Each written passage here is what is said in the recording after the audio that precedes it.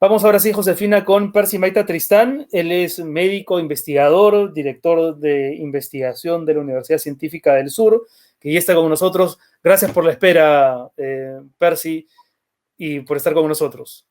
Buenas noches, Renato. Buenas noches, Josefina. Un gusto poder acompañarlos. Bueno, ya, de saque, lo que se dijo el fin de semana respecto del ensayo clínico de Sinopharm llevado a cabo por la Cayetano Heredia, ¿es real o no es real? ¿Esos niveles de efectividad que el candidato al Congreso, el doctor Bustamante, ha propalado son ciertos? ¿Tendremos que preocuparnos? Lo primero que hay que decir es que eso no se debió hacer.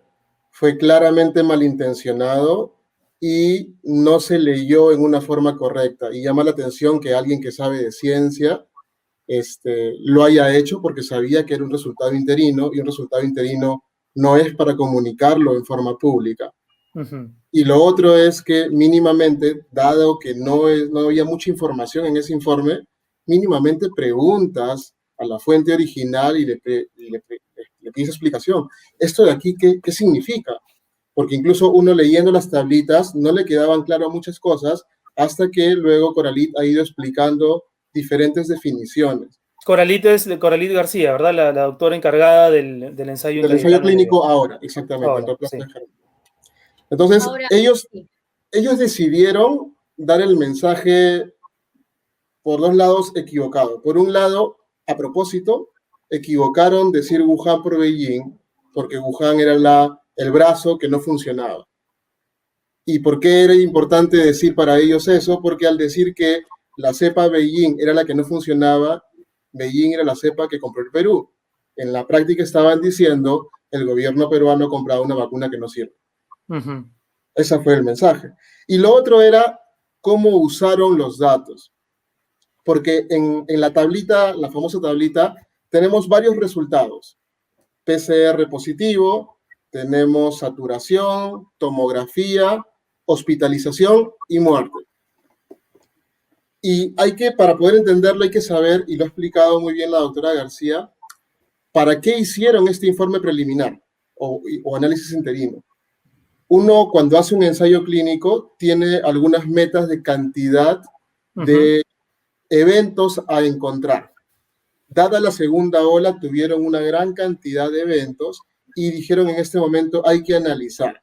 Hacen el análisis y basado en lo más relevante, que es hospitalizaciones sin muerte, verifican que el grupo Wuhan no es tan bueno y es similar a placebo. Y eso tiene implicancias importantes para los participantes.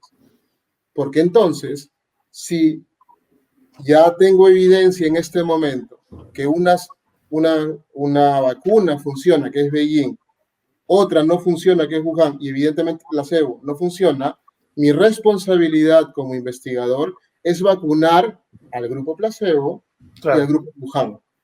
Y ese fue el sentido del informe que se envía al INS.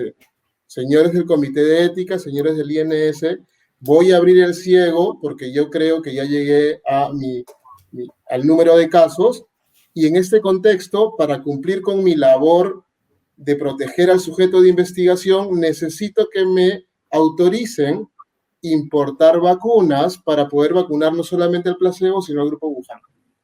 Eso es lo que explicó Coralit. Entonces, esa era la intención.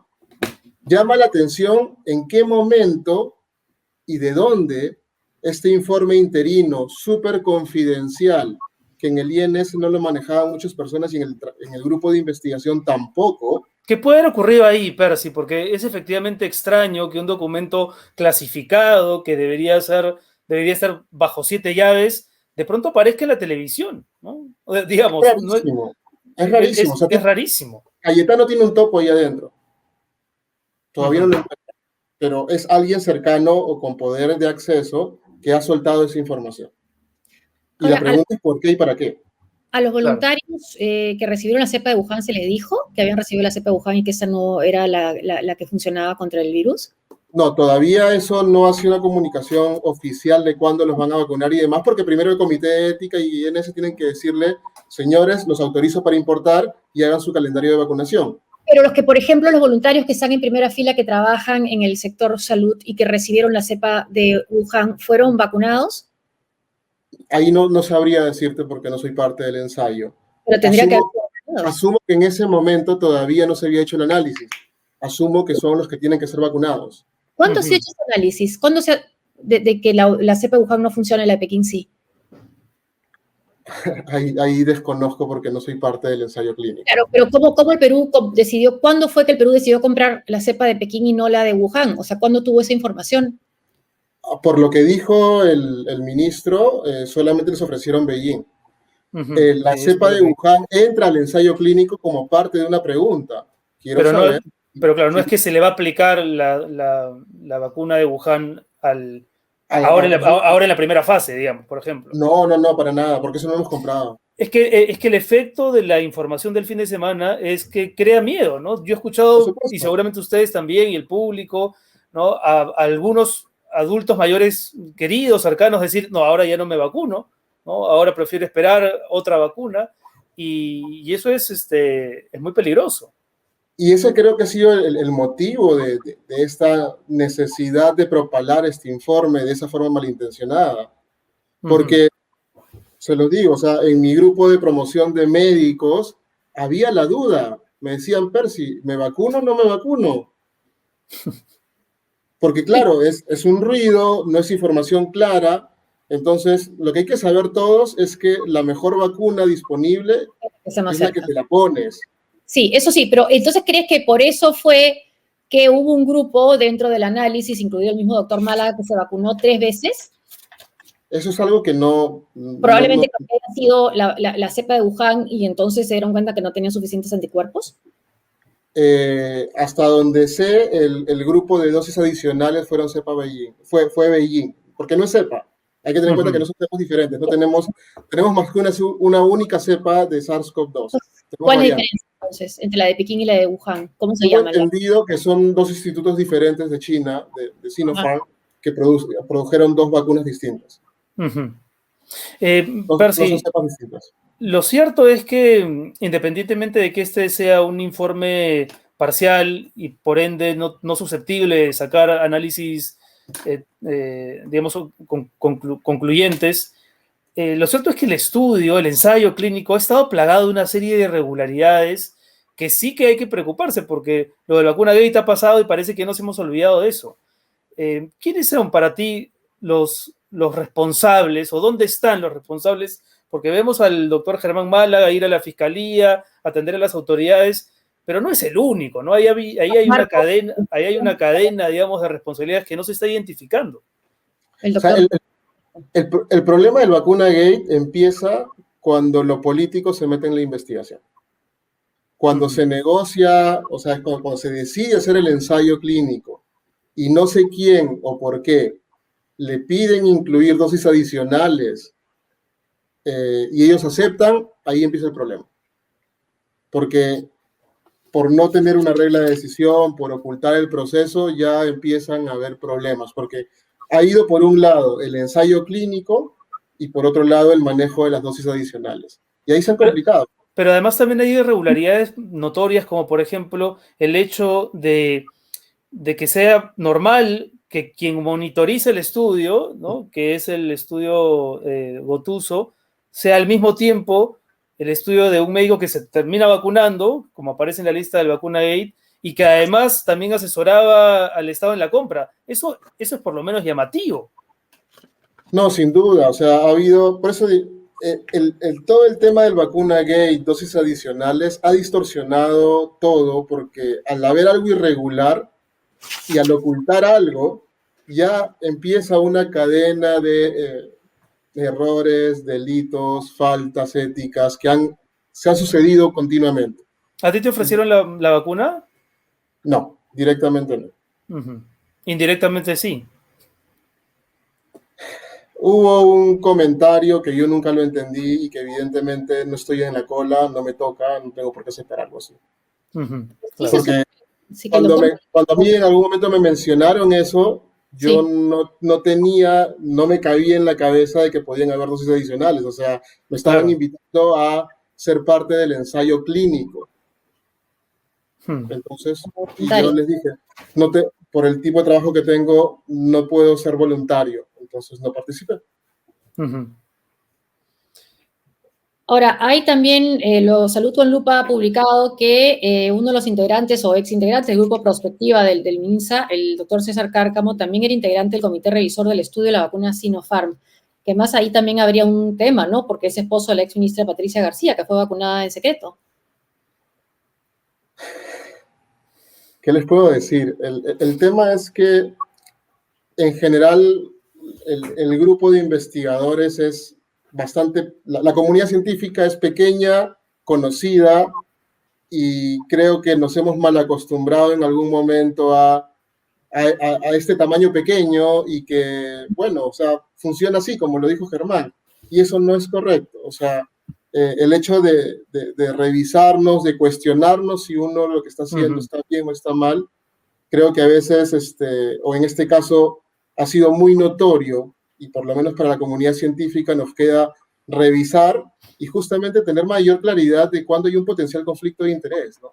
Y el potencial conflicto hay que declararlo, hay que transparentarlo, y algo que por lo menos a mí me han enseñado, que cuando tienes dudas o cuando algo suena mal, consulta con otro, ¿no?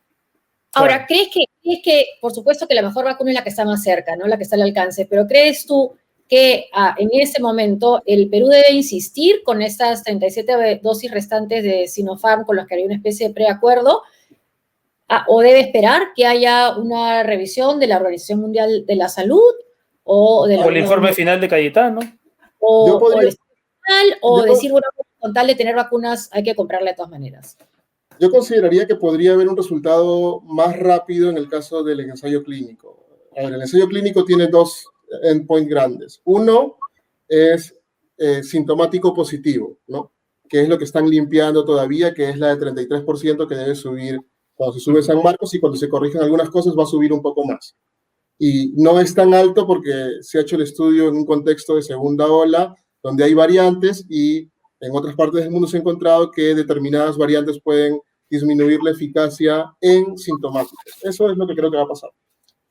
Pero esos van a demorar un poco más en revisar, porque son muchos casos.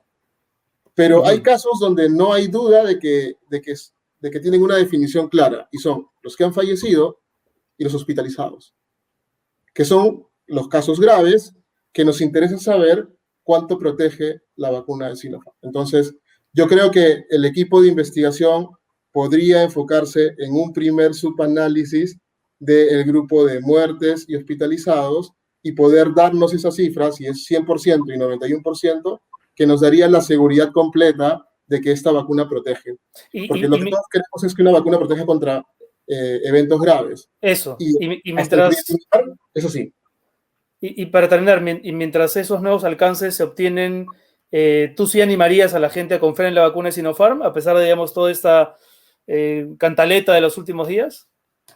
O sea, la evidencia que tenemos ahorita es, en un estudio en Emiratos Árabes Unidos, 78-87% de eficacia, y tenemos este dato preliminar del estudio peruano del 91% en hospitalización y 100% en muertes. Y como he conversado con mis colegas, si tienes la oportunidad de vacunarte y estás en la lista, vacúnate, porque te protege. ¿Cuál es, en este momento, la última nomás, cuál es el factor de contagio, de transmisión en nuestro país? ¿Cómo estamos en el RT? Sí. No tengo el valor exactamente ahorita, no he seguido cómo está el valor. ¿Pero crees que hay una desaceleración? Se ve una caída en la curva, pero es lenta. Y tener en cuenta que cada intervención se va a ver en muertes 2 o 3 semanas después. Entonces, la caída lenta que estamos teniendo está vinculada con la cuarentena que hemos tenido. Pero también hay que, en nuestra segunda ola, hay que tener en cuenta un detalle diferente de la primera ola. Nuestra primera ola es una suma de varias curvas de cada región. Entonces fue como un dromedario, ¿sí, no? Porque se subían y se subían varias curvas. La segunda ola es una curva casi única de todo el país. Todo el país se encendió en conjunto. Y ya hay varias regiones que están cayendo, y hay pocas regiones que son las que están empezando a subir y otras a caer. Entonces, puede ser que demore un poco más la curva, sí. Me preocupa que esta liberación de la cuarentena pueda hacer que se vuelva una meseta, ¿no? Y que nos acostumbremos a vivir con una alta cantidad de muertos. Porque literalmente a la fecha es imposible conseguir una cama UCI, es súper complicado encontrar oxígeno y estamos en teoría en la fase liberada. Entonces, claro. La recomendación para todas las personas es hay que seguir cuidándonos, por más que estemos en una cuarentena más relajada, tenemos que seguir por favor, cuidándonos. Al Estado necesitamos urgentemente oxígeno, sí, que apuren la cantidad de vacunas y a nuestros adultos mayores que sean los primeros y que se vacunen lo más rápido posible. Mencionó el ministro que en 3 meses terminarían esta fase con adultos mayores y comorbilidades. Es una buena noticia porque con eso realmente descongestionaríamos el sistema de salud. Y como tú decías hace un rato, Percy, si tienen oportunidad de vacunarse, por favor háganlo, que van a estar protegidos. Muchas gracias a Percy Maita Tristán, médico, investigador y director de investigaciones de la Universidad Científica del Sur. Gracias por estar con nosotros. Un gusto estar con ustedes. Buenas noches. Gracias a Buenas ustedes. noches.